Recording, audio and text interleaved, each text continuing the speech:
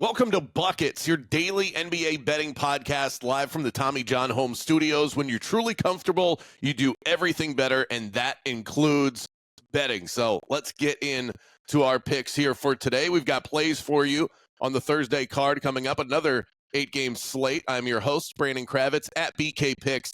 In the app is where you can find me and my daily plays in the association. And with me is Mr. Money himself. Jay Money is money. Jay, we recorded with each other 2 nights ago. I led us astray earlier in the week with the Warriors. Jimmy Butler got all choked up during his tribute video, and he forgot how to play basketball, Jay. What happened in this game? I think that was a little bit more on. I mean, we probably expected Steph to play. I don't know about you, but I expected Steph to play. He didn't play, and then it was downhill from there. Like, obviously, the Warriors are a different team without Steph. But more than that, the Heat came to play. It's that simple. They wanted that game. They was a big FU to Jimmy Butler. So those are the type of things that you have to think about. Even if a team is struggling, they're going to get up to play in a game like that, and that's exactly what they did.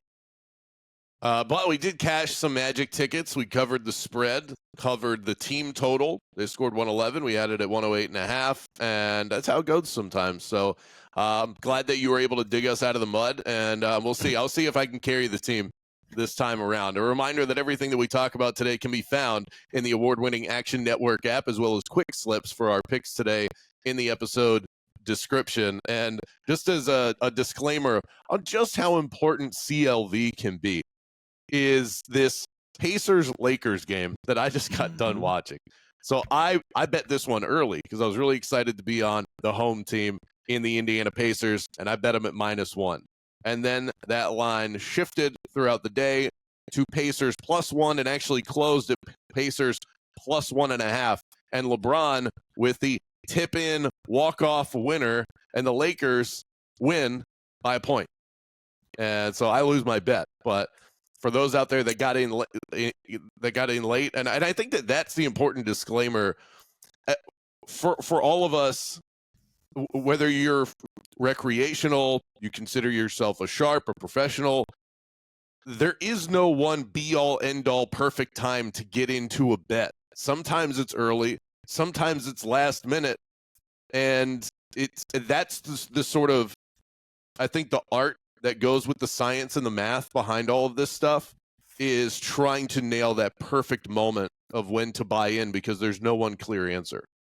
Right. No, that's a fact there, man. I'm like you said right there. I mean, it's unfair when you're betting overnight. You know what I mean? Because you don't know that the line's going to move. Obviously, if we knew that line would move from 1 to 1.5 to +1.5, you would have waited for sure. But it is the Lakers. Sometimes the injuries can kind of sway things. Halliburton could be in, he could be out. You know how they play with LeBron and Luka and all that stuff. So, but like you said, sometimes it's you always want to try and get CLV. You always want to get the best of the number. And then also one thing I want to add, if there's a 1.5 spread, I know majority of the times, like you're gonna say, I'm just gonna take the 1.5. But it's after you get bit so many times, that's when you kind of like, all right, I'm going to pay the few extra cents just to take the money line, just in case anything crazy, and you just need them to win the game. So let's pour one out for the Lakers -1.5 bettors tonight, because I know that was rough. And on the dog side, I'm always going to take the insurance of a couple of points. Exactly. And I'll make up the money elsewhere. I do like the idea of sprinkling on money lines, but not ones that with spreads that are that tight. They're that tight for a reason. Those two teams, if they played 100 times, I think about 75 of those games would be decided by 2 points or less. Let's get into our picks for today. Jay, what are you looking at on the Thursday card? I'm going with the Utah Jazz in the first quarter, +4.5.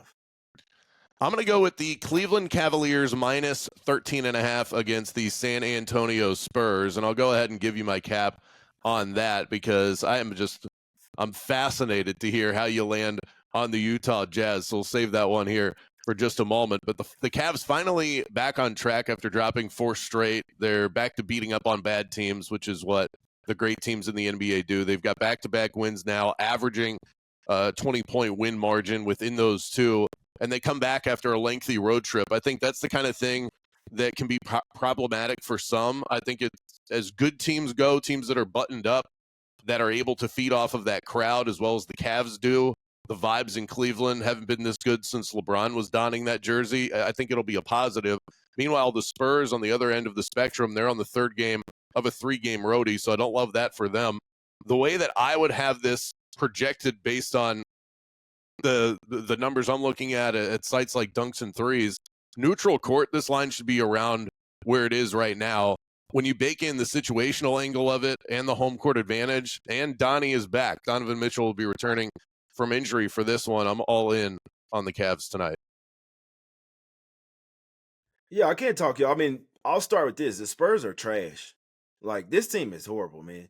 Yep. We knew that when Wemby had the blood clots, he got shut down for a season. They kind of had like one last rah-rah spot, won a home game, and it was like, all right, it's time to rest Fox for the rest of the season, man. So I don't think that the Spurs players are this bad, and then you got to throw in that Pop had a stroke this year as well. So just some really bad luck for the Spurs this year. I think they had a nice team, but the way that they're playing right now, man, is just so bad. They don't really have a center out there. Like this team, I think as far as the guards, they can hang with I don't say hang with the Cavs, but we know that the Cavs have the number 1 seed pretty much locked up, right? So when you say that, that's why the Cavs had that little 3-game losing streak. These games just don't mean as much to them right now. So if it was someone else like competitive or something like that, like the Pistons, somebody that was getting 10 points, or maybe even the Mavs, I'd actually be taking the points here. But since it is the Spurs, I want no parts of the Spurs for the rest of the year. And honestly, for the listeners out there, I'd probably just go ahead and make a list of teams that you just want no parts of these last like 10 or 11 games. Spurs should definitely be one of those teams at the top of the list. They have their bags packed, ready, by the door, ready for vacation, man. So I want no parts of the Spurs, but I will say the Cavs will be without Mobley in this one. So that is a little bit tough. I don't really like what I'm seeing from them lately. They're kind of just going through the motions. They know they don't need to blow teams out by 20 right now. So that's my only caveat for them landing a big number here. But it is the Spurs, man. It is, and Cleveland has been absolute money on their home court. Those teams that you talk about trying to avoid, I think most of them have an E next to their name in the standings because they are no longer involved in any sort of playoff situation. But with that said, here you are with the Utah Jazz. Now you're getting in and out early, so I respect that. But talk to me about the Utah Jazz plus 4.5 against the Houston Rockets in the first quarter. So just situationally, the Jazz are on a 6-game homestand. They hadn't had to travel anywhere. They're at the crib, feet kicked up. We know that they hadn't been winning a lot of games. They don't want to win a lot of games, but we finally got the coach where he's a little pissed off. He's like, all right, guys, look here. I know what the organization's trying to do. I know that we're not necessarily trying to win. But like we can't be going out like that. I think they gave up like a 70-30 run at one point versus the Memphis Grizzlies. And they had a 6-point lead at the first quarter, at the end of the first quarter in that game. Had a 1-point lead at halftime versus the Grizzlies. So the Jazz can come out with something, but we know as the full game, that's when they kind of just fall off. But Will Hardy came out and said, look, we can't be playing like that. We're trying to build habits for years to come. We might get Cooper flagged, no matter who we get. We're trying to compete. We have to be competitors. And it's one thing losing, but it's another thing losing like in a really bad way and not showing effort. So we have 2 things that's really boding well for us. 3, in my opinion, but 2 on the Jazz side. 6 straight home game. Hadn't had to travel anywhere. Same gym, same sight lines, same goals. And then you have the coach is going to get them ready and have them hyped up and ready to play, at least to start for this game because of how bad they finished their last game. So they're going to try to reverse their momentum and come out with something for the Rockets. And on the other side, I've seen the Rockets in this movie. I've seen this movie before where the Rockets are playing a team that they know that they're better than. They know that they can kind of just show up and win. And you know what they do? They come out flat in the first quarter, in the first half, almost every single time, specifically on the road. And then what do? In the third and fourth quarter, like, all right, let's clamp down. Let's play playoff defense, turn you over and get out and run. And that's exactly what they do. So the Rockets will likely run away with this game in the fourth quarter, possibly even third quarter. Hell, I don't even care if they do it in the second quarter, Brandon. I just want the Jazz in the first quarter to keep this game close. And when you really think about it, 4.5 is a ton to lay in the first quarter as well, unless you're somebody that's like the Thunder and they just don't have letdowns. But you don't have the Rockets coming off of a loss, anything like that, or pissed off. They're coming off 2 straight home games. They've actually been playing really well. But in this particular spot, I want the Jazz at home in the first quarter plus the 4.5. As you said, get in, get out. And they also beat the Rockets earlier this season as well. Beat them 124-115 at 7.5-point underdogs. I think the Jazz hopefully will get a few players playing in this one. Lauri Markkanen, some guys like that, John Collins, that don't really have actual injuries. You know what I mean? Hopefully we can get them in this one. But even with the lineup they rolled out last time, I believe that this is more of a motivational spot where Will Hardy knows they had a horrible game and they need to play a little bit better. Last point, Brandon. The Jazz have tanked so long and so for so much this season. They can actually win a game. They can actually play hard these last few games. Like you have guaranteed one of the fourth worst records, regardless. You can actually play basketball now. So Lauri Markkanen, John Collins, Walker Kessler, all these Jordan Clarkson. Hey, you can actually play now. You've lost enough games this season. Well, I mean, these guys, they they don't care. The players on the team certainly don't. Tanking is an organizational thing. I've never bought into the idea that players might not care about the season anymore. That is definitely real. But as far as going out there and going, man, we really got to get Cooper Flagg on this roster, guys aren't out there thinking about that stuff. Maybe Kyle Filipowski is, because he probably knows, being a Duke guy himself. But this Jazz team has some talent. Like Isaiah Collier has been a nice little find for them, and Colin Sexton's probably a guy they should have moved off of at the deadline, but I think their asking price may have been too high. Walker Kessler can play some respectable defense and all that. I like Colin Sexton. I'm glad I'm glad you said something. The Jazz don't have a bad team, and Will Hardy's actually a hell of a coach. You remember what happened last year? The Jazz went on this crazy run where they covered like a boatload of games. Will Hardy is like a mini Dagnall for the Thunder over there, and hopefully they can build the organization up right and hopefully become to be at least something close to the Thunder. But I actually think Will Hardy's a great coach, and I think he yelled at his team. I think he got on them, and they know that they need to pick things up a little bit. They were playing a little bit too relaxed there in that second half. So I think they come to play in the first few minutes, the first 12 minutes of this game. The Utah Jazz did beat the Memphis Grizzlies in the first quarter of their last game, 35-29. Wound up losing the game 140-103. So exactly, anything can happen. You see why I won first quarter? Exactly that. Exactly that. All right. Before we get out of here, I did want to throw this one at you. I was really disappointed to see the line pop the way that it did, because I was so excited to give you another Orlando Magic pick here on Buckets. I was looking at Anthony Black, who's been playing some really good basketball lately. His point prop all season long, Jay, has been 8.5.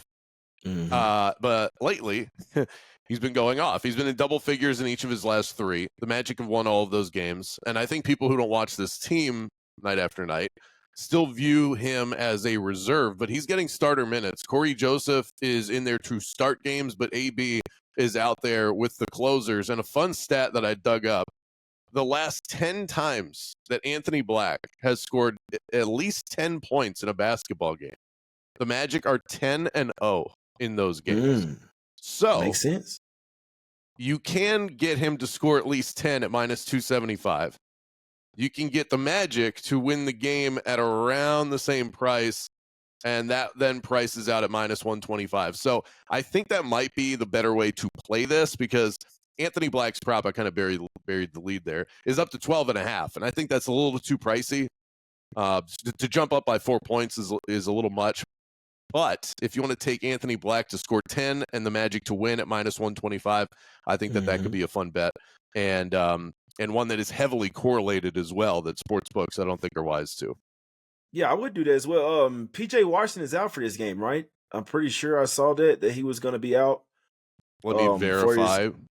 I'm almost positive that PJ's. I know they've been dealing with all sorts of big man issues for the last couple of weeks, so would not surprise me to see that one bit. But Anthony Davis questionable in this one. He didn't play in the last game. That was the second night of a back-to-back.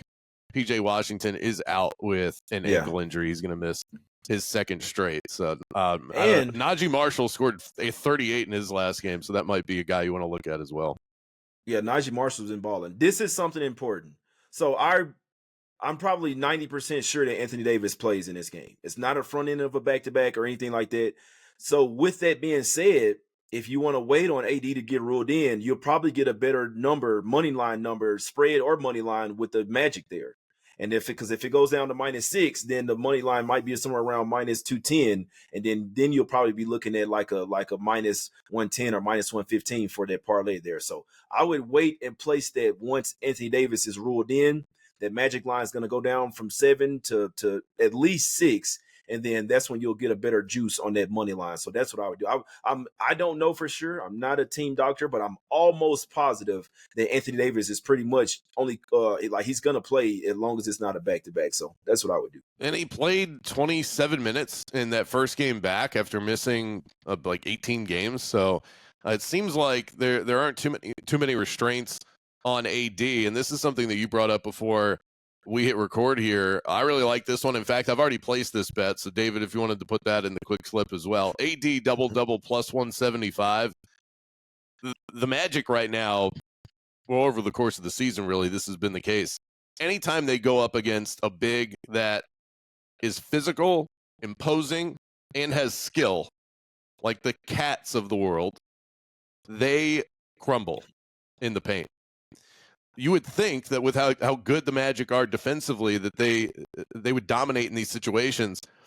Guys like Giannis, I mean, it is just a parade to the free throw line and to the bucket. So Anthony Davis to mop up 10 boards and to score 10 points. The 10 points is a lock, but for him to get 10 rebounds, that one should be able to hit as well. Plus 175, that's a great price. I like it. I definitely think he's getting the 10 points. He had the game to shake off the rust. Yep. It's just you worry about the rebounds, but I think he can get the boards because it's pretty much just him and Kai Jones. And so I mean you got Marshall, but you have to worry about, but you have no PJ Washington, so that'll make it even better. So I think the 8.5 is a little too low for his boards. I think Davis goes for a double-double, man. I'll be putting some on that plus one anything plus. I'm putting on that double-double for sure. Okay, so I think we have it settled then. I'm on the Cavaliers minus 13.5. Jay has the Utah Jazz plus 4.5 in the first quarter against the Houston Rockets, and we're going to go ahead and throw Anthony Davis for a double-double at plus a little bit of something.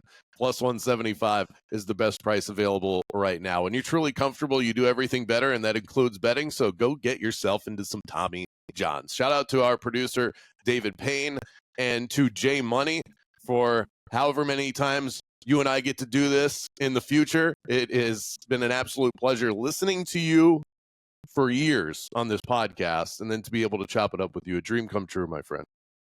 I appreciate it, man. We will definitely see each other down the road for sure. That is a wrap for the Thursday episode. Thanks for tuning in. Let's get buckets.